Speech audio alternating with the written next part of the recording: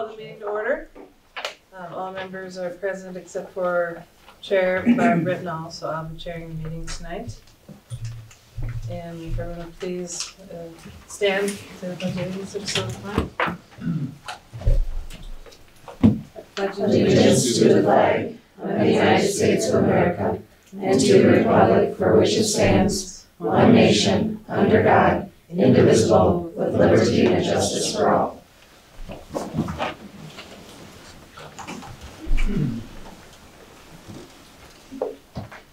We need an approval of the agenda. Everybody's had a chance to look that over. We need a motion. Second. Make a motion to approve the agenda. Sorry. Motion by Ann. Second by all opposed? Or is there any discussion about the agenda? There's nothing added. No there. additions or anything.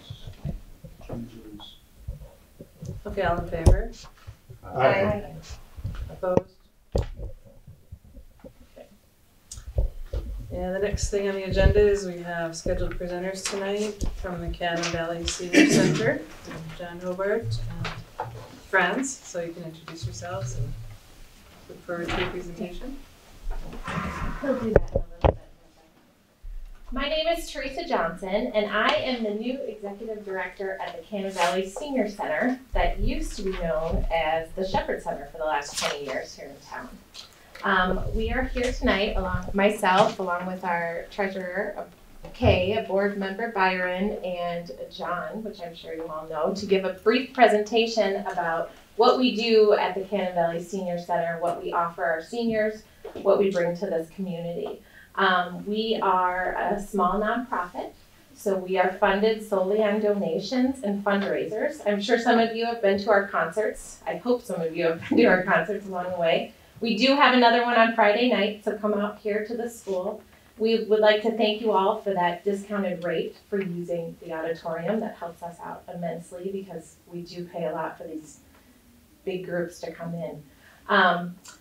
I would like to thank you all for your support in housing us for the last how many years now, and I know we're turning a corner where we have more, we're hitting the end of the baby boomers peak for people that are retiring in that generation. So we have an increased number of people who are now retiring, and we need to give them somewhere to be and give them a sense of community. So I would like to introduce John Hobart here. He is going to present our slideshow showing everything that we do for Cannon Falls. Hi, everybody. Hello. I think most of you know me. I know some of you real well. Great. I recognize faces. Appreciate being here tonight to present some slides on our program at the Senior Center. So that, you go to the first one. Whoops. Not doing my job very well.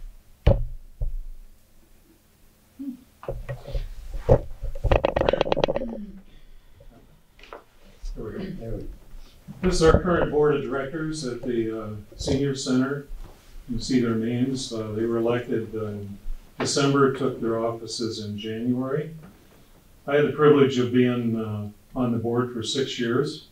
I think that's why they're picking on me tonight to come talk to you. And I was chairman in 2016 at the Senior Center. I've worked with a lot of these people since that time, a great bunch. This year we have 3 board members retired, Jim Nelson, myself, and who's the other one? Third one. I had 3. Pardon? Diane. Diane Lateral. And unfortunately, Diane, had a health issue and we lost her this year. So I'm happy to be here tonight because I had a health issue back in June, but I'm up and running again. I had a little heart surgery and I'm playing softball already and ready to go, hopefully. Next one, Beth. Again, Teresa's our new director. For the last number of years, Rod Johnson was our director. So we kind of got somebody out of his family to take over. Her husband's Jesse. He's on our board of directors now. So it's working out very well. And she's making a lot of neat changes down there in our office space down there. This is our, once you go off the board, you stay on as an advisory board member. So this is a current group of people that are on the advisory board, and we just kind of offer input when asked to participate. These are our programs. Slide's a little light, but we're doing a lot of things. All the programs at the senior center are divided in 3 areas: education, service, and fundraising. You can see the educational things, and I'll be highlighting more of these later. They include adventures learning, which is programs we put on for the community. Book buddies, you're familiar with that.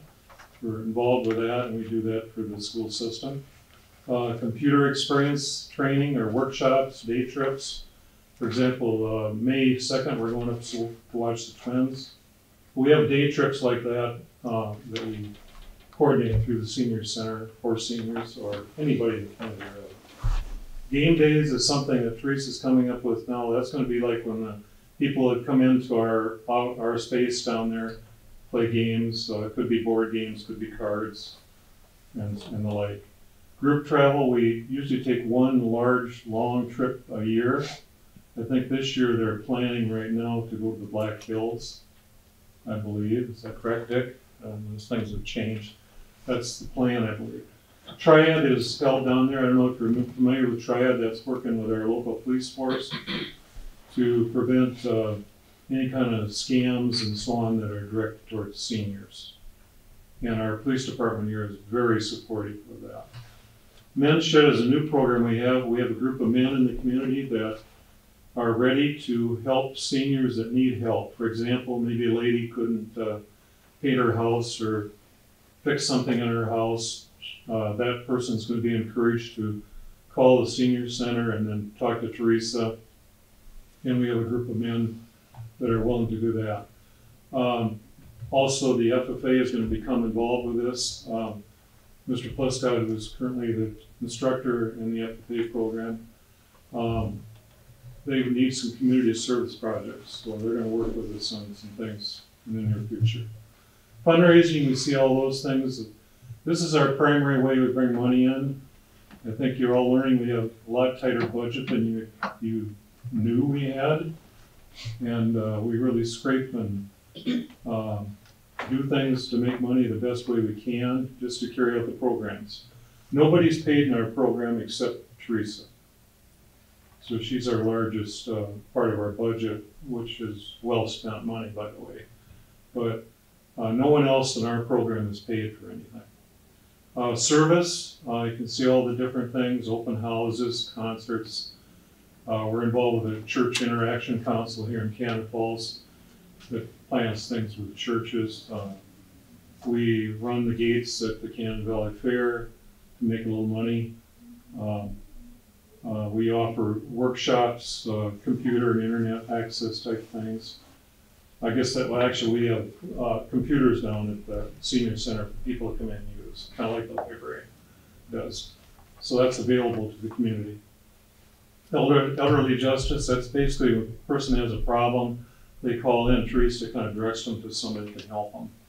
Meals on Wheels, we're involved with coordinating that program here locally. Health fair we've kind of dropped for the last few years. I don't know if that's being discussed again or not, but due to the fact that their health fair is at the casino in Red Wing, that's the reason why we dropped ours, because it hurt our attendance at that. And then we have, Teresa started a new program. It's a kind of a social meeting once a month down at where people just come in and she has somebody come in and play music and they just socialize. And I think most of you know I'm pretty involved with the veterans programs here in Canada Falls. And I take a lot of pride in that. We do it at the center because we've recognized 70 Vietnam vets now in the community. And we've recognized well over 100 total vets in the community to date. And that will continue to grow. Okay, next one, Beth. Again, this is our committees again and how they're structured down at the senior center. Joyce Phalanx in charge of our education committee. Kay Myers, who's here this evening, is in charge of fundraising. Nina Pagel is in charge of service, and Jesse Johnson kind of took over for me since I went off the board. He's in physical activities type director. Education programs, we'll show you a few of these. One of them is called Adventures in Learning, and that's where we invite people in. It just happens Mike spoke last year for us about his family's history with the Beacon and how it all started, and everybody really enjoyed that.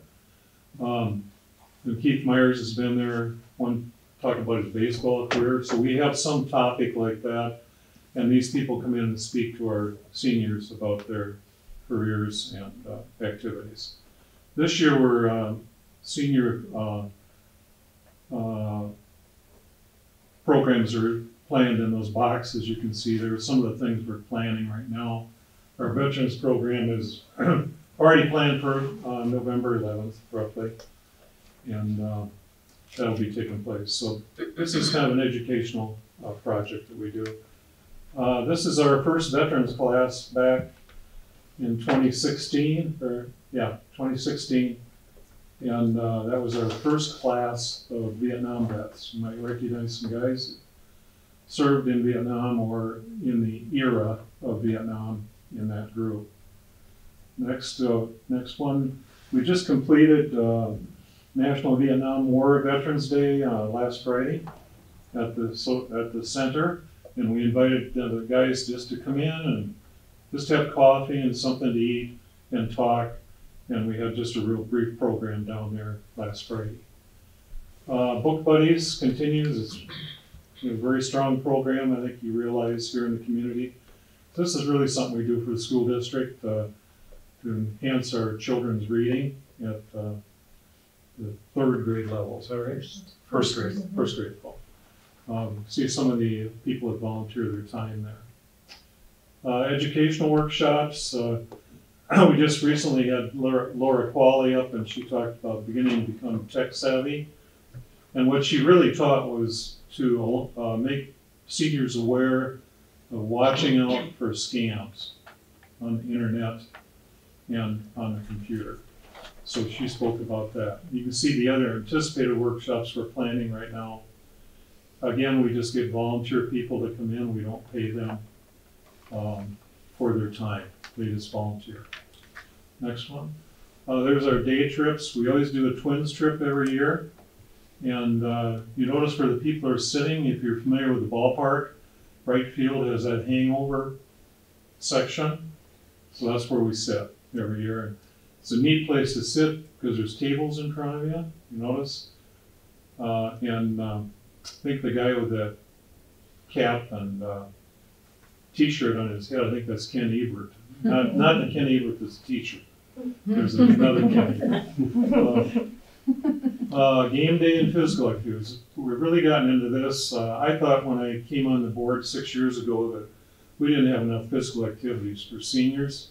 So we've started a lot of things over the last 6 years that you can see there. And particularly our senior walking. We always have 4 to 6 people down there walking in the mornings. Every day they're there, and there's one person in particular that he's there at 8 o'clock, right on the button. He's ready to go. Senior pickleball. Pickleball, if you're familiar with that game, has been a really growing sport for us. I asked my wife today how many came to play today down there this morning. 9 o'clock, they had 11 people playing pickleball. We have a senior 16 over traveling softball team, and I'll show you some pictures on that later here. So we can just go ahead with that.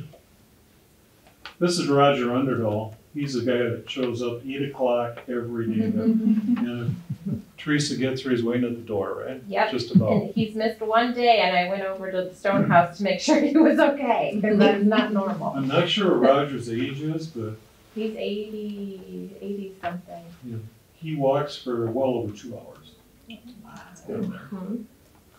Pickleball, you can see the game. We have 2 nets down there, 2 courts that the school district lined for us when you refinish the floor down there 2 years ago. Mhm. I think that's right. So we have it all set up as badminton size courts. That's what they are. And you can see the people playing and having fun there. This is our Boomer senior softball team. Just a picture of a couple of years ago there. This year I have 20 people that are planning to play, and I'm hoping to get around 24. The slow pitch softball we play, you can see those other communities, Northfield, Faribault, and Owatonna senior centers. You see our schedule for this year is up there.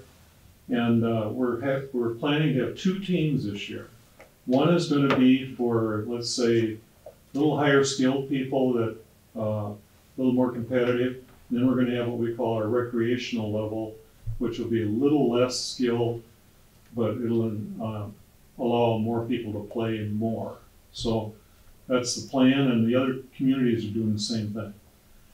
We played down below at Archie Swenson Fields, if you ever want to come down and watch sometime. We have a fantasy football league, which has been popular.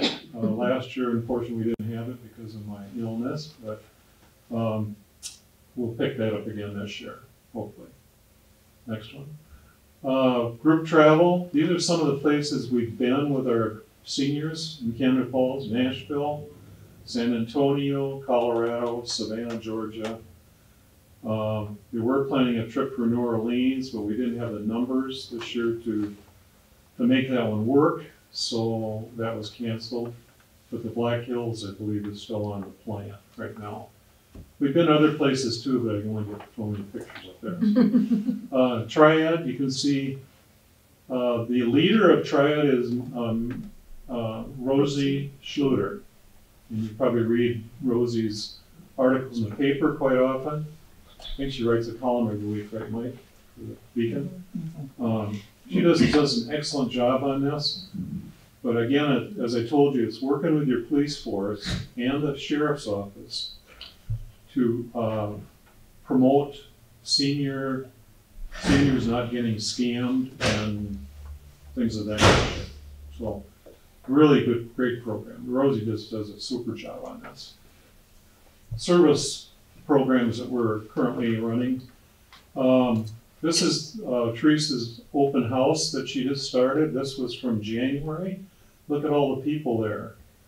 And we just put coffee and cookies out, and you see a lady playing a violin here.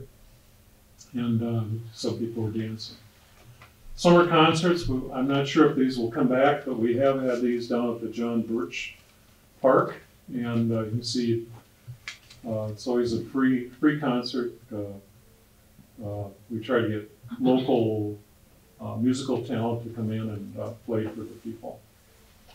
Next one, Meals on Wheels. You can see all the people. My wife's on this list, you notice there.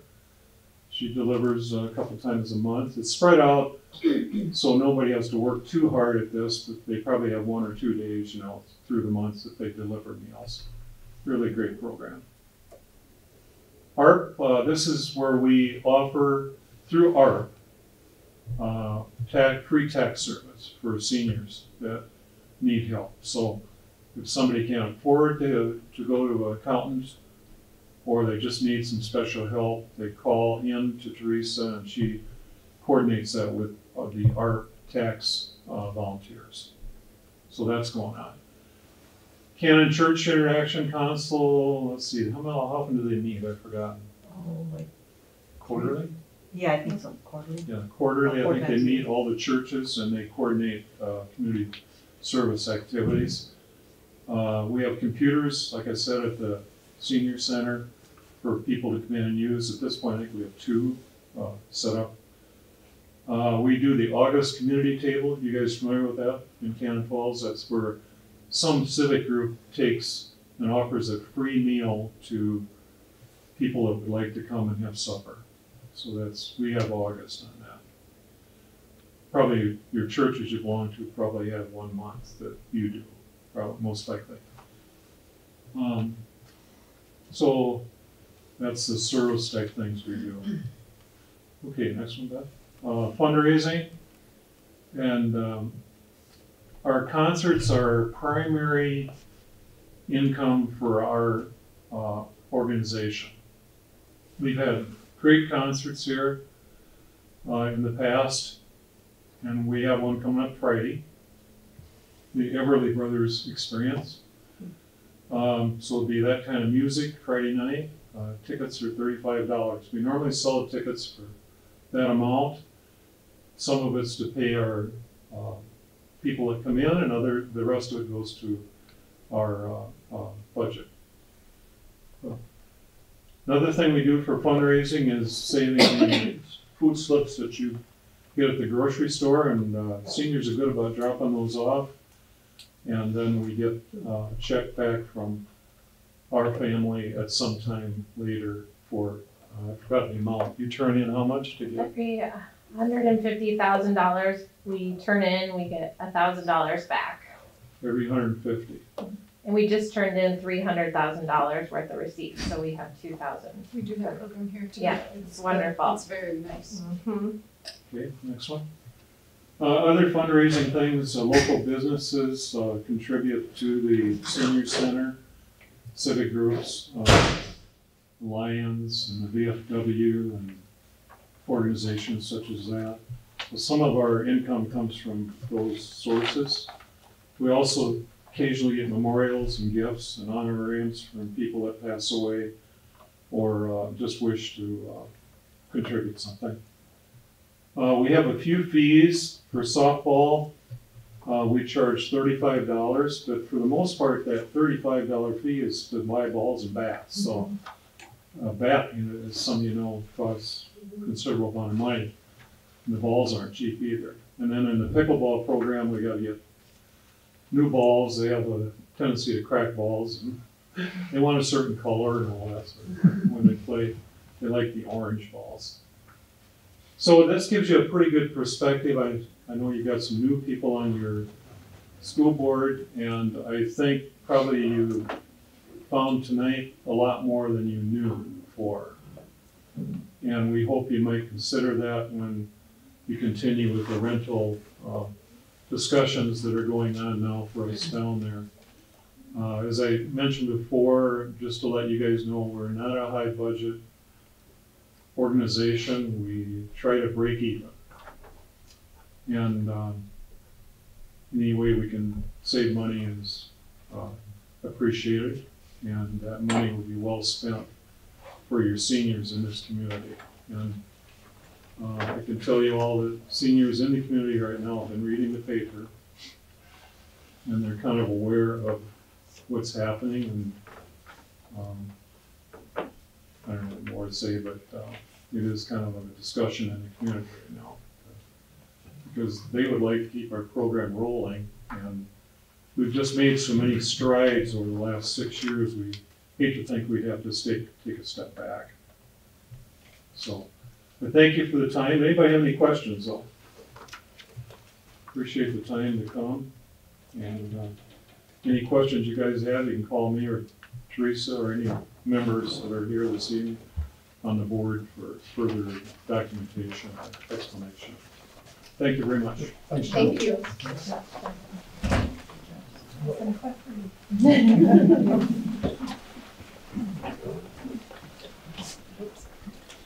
Yes, thank you for the presentation. Thank you for all the So information. many I great things. appreciate Yeah, it. you guys are really doing a lot of great things. So. There's nothing on the agenda regarding that tonight, but we'll definitely be taking that into consideration. And thank you for putting these together. Yes, so Yeah, I put this is- together binders, for all of you who were not at the meeting, you're getting them today. We met the senior center school, some school board members and some people from the city council. And I put together this, binder of, what we do for the community and then our proposed budget for 2019 and 2020. So you can see there, if you get to the last page, you can see that we're in the red for the next 2 years. So, but I just wanted to show our financial committee worked very hard to put this together, so. Thank you. Yes, thank you.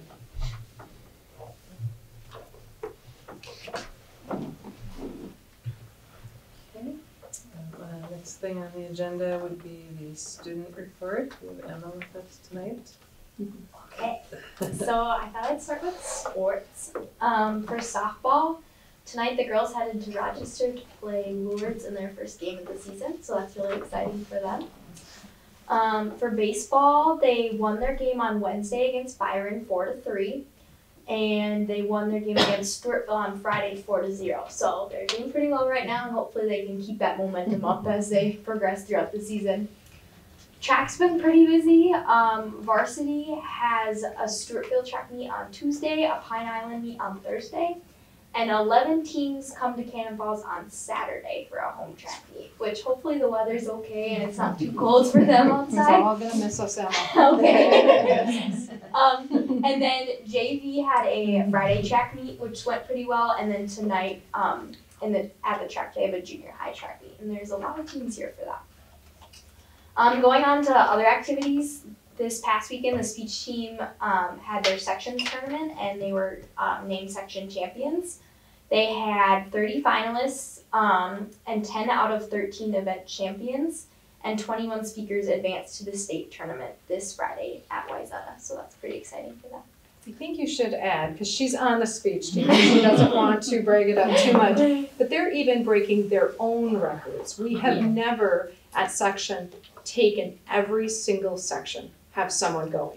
It's unheard of. And Emma is one of those people. So we're very, very proud of her and all the other kids, but it is really unheard of. So she's downplaying it a little bit, I think, because she's on that, but we're even breaking our own Cannon Falls records. So we're really proud of those coaches and the kids.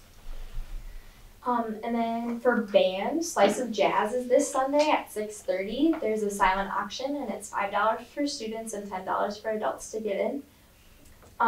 This Wednesday, there's a PLC day, which is an activity day, which I know that's like my favorite day of the month.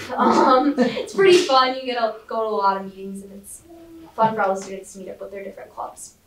And then next week is Easter, so there won't be any school on Friday or the following Monday. And that's all I have.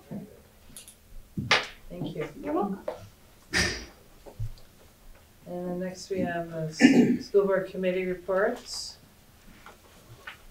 Does anybody have anything to report? Yeah, I was at the senior center meeting last week, and I think it was a very productive meeting.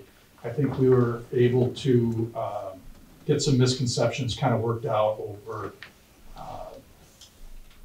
just, rather than talking back and forth in the newspaper and stuff, it was nice to sit down face to face and talk. We went through the binders, and I thought it was a good productive meeting. We didn't decide on anything as far as I know. I don't think we did. I had to leave early, so I didn't see the end. But so I don't think anything was decided, but it was a very good information meeting. So, more to come. Okay.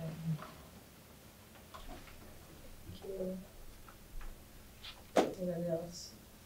GCED had their meeting last week. I'm getting all my weeks meshed together. But yeah, their all county board meeting. It was very interesting. They had a pretty good turnout. Bob and I were there, and it was very interesting to see how all of the entire county comes together and works together towards a bigger goal for the special education or the just different productions that they have. So it was very interesting to see. And but otherwise, we had a short board meeting as a GCD group before that, and not much was new on there. So. Okay.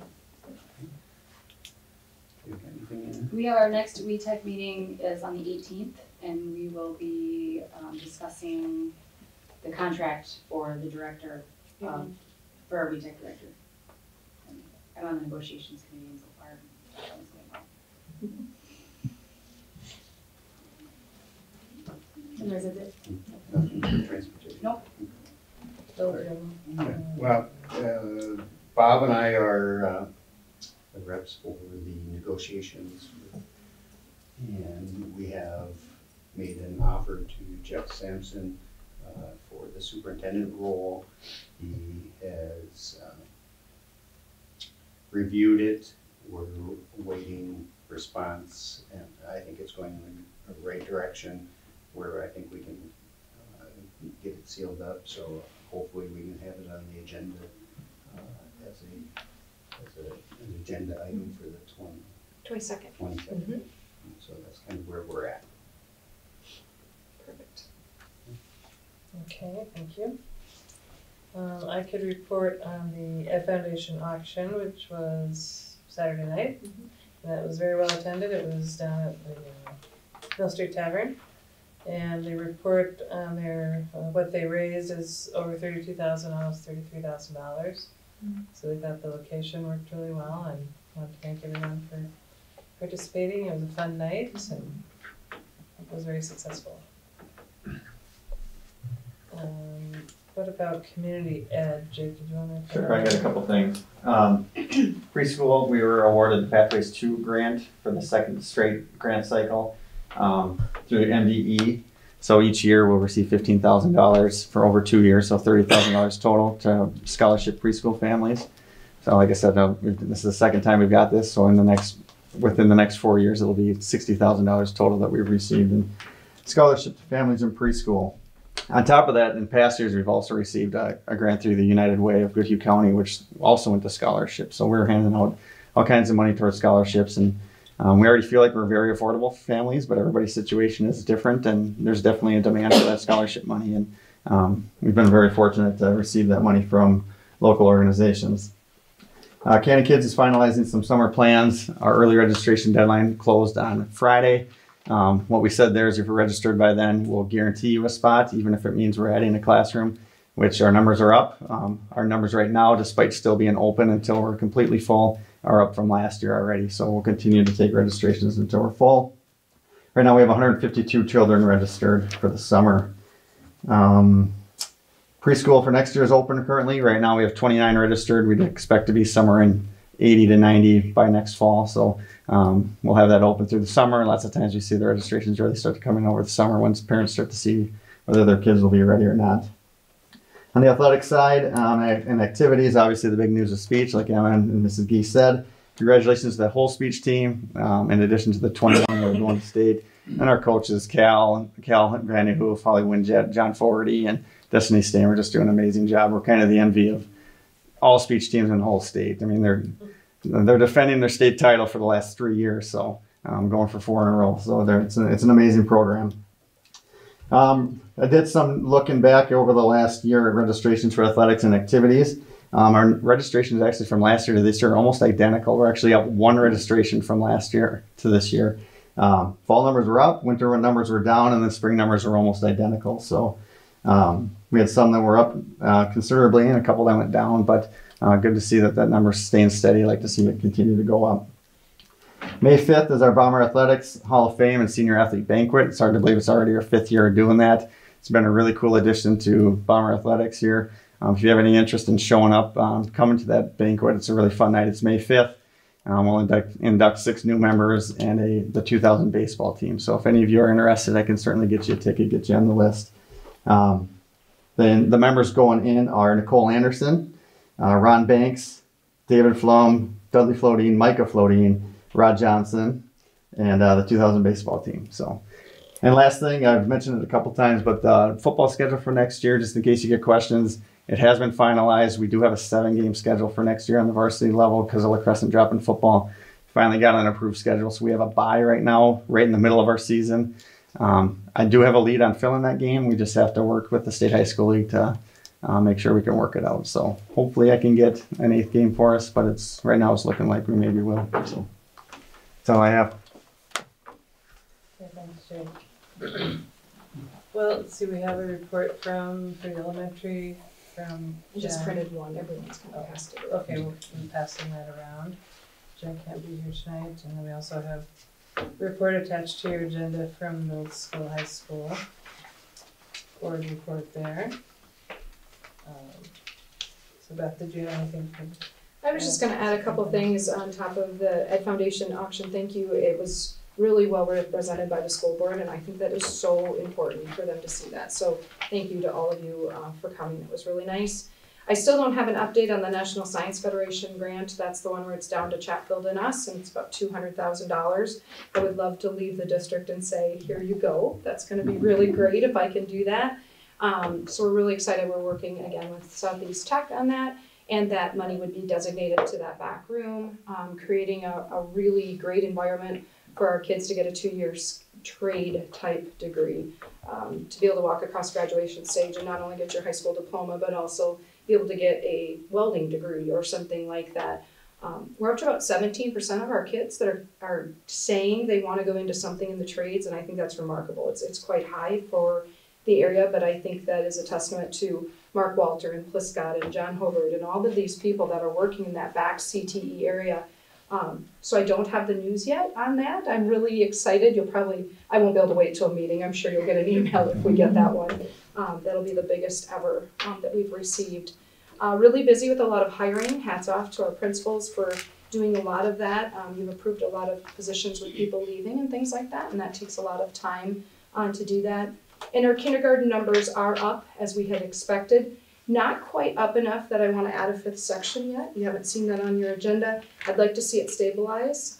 That is a position that can be hard to hire. An example of that would just be simply you have to have a kindergarten license, and so it can be a little hard. But if we get a few more students, which they do straggle in, or as people move to town, the number always tends to go up, then go down. So you might be hiring a 5th section just based off your class numbers again. And we'll review that again in June, where we like our class sizes to be. So that's kind of what I have. We've been really busy this time of year. It kind of gets crazy with the state championships and all the things that are going on. It's just quite busy, so. Do you know how many kids are so far? 84. 84? Mm-hmm. And that's high for kindergarten. But if you Yeah. divide that by 4, Right. you're getting up there. You're already Yeah. past your numbers. But I really would feel more comfortable having that stabilize. I'd hate to hire a teacher and then what if something happened? Yeah. No, I hear. We'll get your new superintendent in line and walk through those class that you guys have walked through before, and we'll get it figured out. Okay, thank you. Okay, next, do we have any public input from the public? Anyone want to bring to us? No? And it's a busy night, I think, for a lot of people. Yeah. That looks okay. Yeah. Okay, then we'll move on to, there's nothing under the action items, there's nothing under old business. So we'll move on to the new business. And the first thing is consideration to approve the non-renewal of a probationary teaching position. Okay, and this one will be a resolution, so if Katie could go ahead and do that, read the resolution, and then you can just vote from there. Okay. Be it resolved by the School Board of Independent School District number 252 that pursuant to Minnesota Statute 122A.40, that the teaching contract of Alex Jones, a probationary teacher in the Independent School District number 252, is hereby terminated at the close of the current 2018-2019 school year. Do I keep going? Nope, just a resolution. Did we need a motion? But you do. And a second for that? You do, and then a roll call after that. Yeah. So first we need the motion and the second. Oh, sorry. Did I jump the I gun? didn't catch No, it. I think we do that first. and then- I'll move to approve the resolution. I'll second. Now we can do the roll call. All right, roll call will be Anna, Yes. Aye. Yes, is fine, yeah. Bill, Brenda, Yes. Yes. Katie. Yes. So that passes 5-0.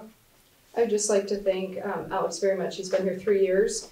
He taught out of his license area for those 3 years, and that's a tough thing to do, to teach physical science when you're a science teacher, but kind of in a different area. He comes to us as an engineer, and he's brought a lot of those type trades to his classroom. So we'd like to thank him for his service at Cannon Falls Schools.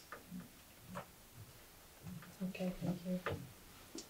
Next we have consideration to post and hire 1.0 FTE physical science teaching position.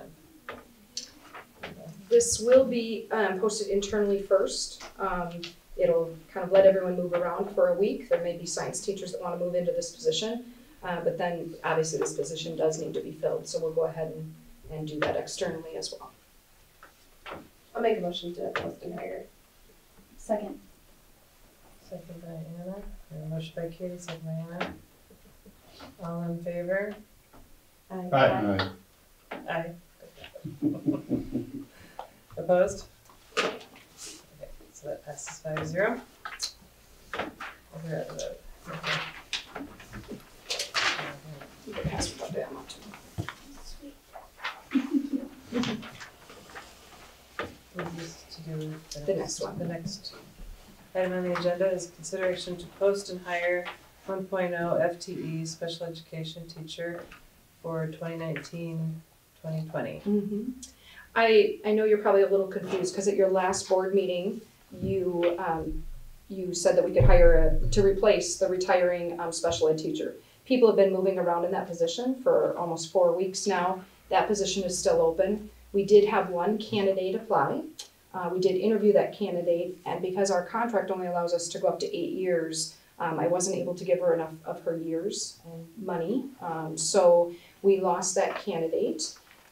So that position is still open. We are hoping to get some candidates. With that, we now have another position, and if you look at the document in front of you, Sharon came to our admin meeting probably 3 weeks ago. We talked about it a little bit, and then she came again and said, you guys really need to hear me out on this. We've got 13 new kids that are coming from preschool to kindergarten. And I said, well, before we make an administrative decision here, I'd really like you to sit down with Sherry, who's our director of special education over at GCED. She sat down with Sharon, then she walked through it with me. We really, even though we don't have a candidate for the other special ed position, we are in dire need for another one. As you can see, over the course of the last 5 years, we've added 60 additional special ed kids. Next year, we know we have 13 new students that have either qualified or moved into our district. We would like to get this posted right away. This, again, will be internal, so if anyone wants to move into this, they can. But because there is such a fight for special education teachers right now, it would be my recommendation to move forward with this. If we can't find candidates, Goodhue County Ed District might be able to help us out. Sharon has magic dust that sometimes she finds teachers for us. We will be desperately calling anyone that we know. If we don't get candidates, keep in mind, and I know you learned this from MSBA, the new tiered system, there are people that can maybe teach out of their area if they wanted to. And so this is a case where we might do that. The problem with special education is, and you know this from sitting on that committee, you really have to understand due process. You really have to understand special ed law. You have to understand all the paperwork that goes with that. They're really a unique teaching criteria. So I would rather get someone with a teaching background of a special ed teacher, but I think we need to move forward on this. You don't have to do this, but with 13 new kids, you will be overloading all of your caseloads tremendously if we don't. So I'll take any questions. It is a new position. Keep in mind, special ed positions, is it 65%, Sharon? It's around there. Yeah, 65% of that is paid back to you. So it isn't like buying, purchasing a 1.0 teacher. The reimbursements are about 65%. I'll make a motion to approve to post and hire an FTE special education teacher for next year. That's 13 kids is a lot. So we're netting a positive of 13? No, they qualified, they were in preschool, Right. and now they qualify. But this is overall, this is all preschool yeah. Right, so, So we're getting We're 13 just- new. right, the senior who's leaving. Correct, I think we're only graduating 2 seniors. Right, so that's why I wanted to. And it is Okay. considered 15. Good question, though, that's a good question. Yeah. So I'll second. Second by Bill. Okay, any other discussion? Okay, all in favor? Aye. Opposed? That passes 5-0. Okay, next on the agenda, we have the consideration to approve the summer ag program and a stipend not to exceed $3,500. This stipend is for the kids that go to the state fair. It is Dwayne Pliscott's summer ag program. I don't even know how he does it for this. I know he puts in way more hours than this because we see Teresa and I both know the hours that those kids put in up at those events, and our local fair as well. So it would be my recommendation to approve this stipend. He does have to turn in hours to get to $3,500. So in case there was ever some students that decided not to do something and he was less hours, he doesn't get this if it's just one student kind of thing. We do want to make sure he's turning in those hours. He goes well over this, but the stipend is the max. As you can see, it says it does not exceed that number. It's been in place for years. It's been in place for years. I'll make the motion. Motion by Bill, Second. second by Anna. Any other discussion? So I guess my question is just, is that included in this year's budget, next year's budget? This or year's. just- Okay, so it's already something in the budget that we've been doing. I'll take the vote then, all in favor? Aye. All opposed? It passes 5-0. And next we have item number 5, consideration to approve a medical leave starting April 15th for approximately 3 weeks. This is actually for me. I will be out, I think I'll be out a week, maybe 2. Doctor makes you put it on the note that it'll be 3. Just like when Lori was out for her 3 weeks, we work really well together. I'll be answering all emails, all phone calls. You don't have to worry about getting another LEA while I'm on this leave because I'll be certainly capable. I just won't be able to put a seatbelt on. So I think I'll be gone a week, maybe 2, but we'll see. So do what you want. I don't have a choice. I have to go on this leave. So I guess I can recommend my own leave, but. I'll make a motion to approve your medical leave. Motion by Katie, Second. second by Anna. Any discussion? I would just have to say, make sure and get the rest you need. Yes. Yes. The only question I have is, as far as the legality part of you actually working on leave. Right. So is that an issue? Yeah, we had to do this another time. I had another kidney issue, and we did check with our lawyers. As long as I'm not on any medications of any kind and can communicate that way, it's just fine. You, by law, have to have an LEA on the roll call, and so that is kind of an exception to everything else. I may come up to some meetings too, if Lori is my neighbor, if she's able to drive me up and things like that. I might even be able to make a board meeting if I can ride up with Katie or something like that. I don't intend to, I won't need the whole day off, but there will be some sleep and things like that. So. But yes, that's a great question too. We did check that the last time. The only thing you have to do is when you do come back full time, you have to have a doctor's note that says you are capable. Because he's saying I need 3 weeks. He can change his mind if I'm doing well. So, yeah. Thanks, good question. Okay. All right, all in favor? Aye. Opposed? So awkward to talk about your own So that passes 5-0. Right. Is there anything else from the board to bring forward? All right, we have our next meeting, April 22nd, 6 p.m. And the items there will be approval of the 1920 fundraiser list, approval of a medical leave, review of meal prices, approval of the revised budget, approval of the 2021 superintendent contract, and presentation by the Ed Foundation. That will Should be a good meeting. April 22nd, yeah. Okay.